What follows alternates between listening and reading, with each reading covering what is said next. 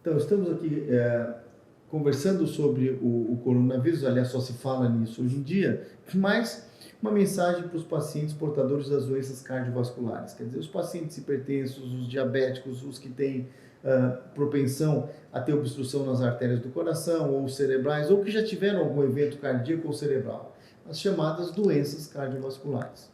O que fazer com essa população? Esta é a chamada, né, Gonzalo? Estamos aqui com o Dr. Gonzalo Vicina, sanitarista. Essa é a chamada população de mais alto risco. Lembrando que este conjunto de causas, as causas cardiovasculares, são a primeira causa de morte no Brasil. 35% da população que falece em função de doenças cardiovasculares. Independente do coronavírus, independente. Essa população, a doença cardiovascular, que é o infarto, o acidente vascular cerebral, para vocês terem uma ideia, ela tem uma incidência de mortalidade mais ou menos de 20 milhões de pessoas por ano no mundo, né? E muitas causas dessas podem ser evitadas com prevenção. É o que a gente fala sempre. Então, a maior causa de mortalidade no mundo é a doença chamada cardiovascular, que é o infarto e o acidente vascular cerebral. Claro que no caso, transportando esses pacientes para o coronavírus, é uma população de mais alto risco. Exatamente. Então, o que eu vejo como cardiologista, como clínico, Gonzalo, você como sanitarista me corrija, essas pessoas têm que se cuidarem mais. Primeiro, o contato tem que ser evitado, porque é uma população de mais alto risco.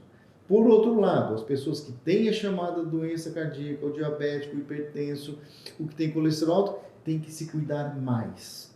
Evitar aglomerações, sim, evitar contato com outras pessoas. São coisas diferentes. Evitar aglomeração, evitar contato com pessoas supostamente doentes ou pessoas contaminadas pelo coronavírus.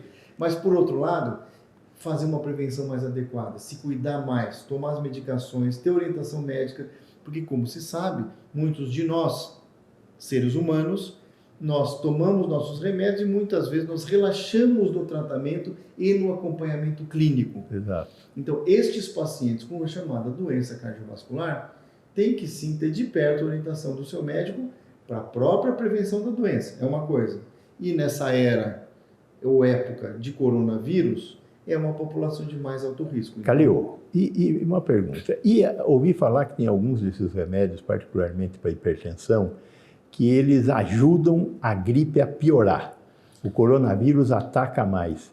Para de tomar o remédio? De jeito nenhum. Então, primeiro, é recomendação das sociedades mundiais. Da Sociedade Brasileira de Cardiologia lançou um comunicado semana passada dizendo o seguinte. Primeiro, não suspenda a medicação sem falar com o seu médico. Alguns estudos, algumas sugestões que pacientes com insuficiência cardíaca, por exemplo, que usa muito, e os hipertensos têm um tipo de medicação que talvez esta pessoa infectada piore o quadro, né, alimente o vírus, né, de uma maneira indireta, e o vírus vai agredir mais esta pessoa que toma esse tipo de medicação. Isto são sugestões.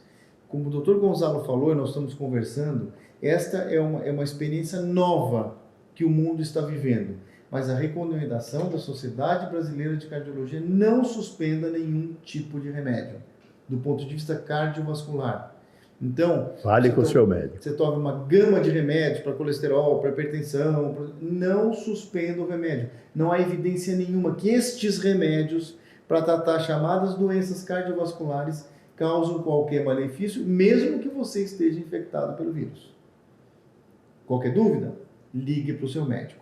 Do ponto de vista populacional, de novo, a Sociedade Brasileira de Cardiologia não recomenda a suspensão de nenhum remédio para tratar hipertensão, para tratar colesterol, ou para tratar os antiagregantes plaquetários, que o ácido acetilsalicílico ou outros, né? Não suspenda, porque não há evidência que piora mesmo que você esteja infectado.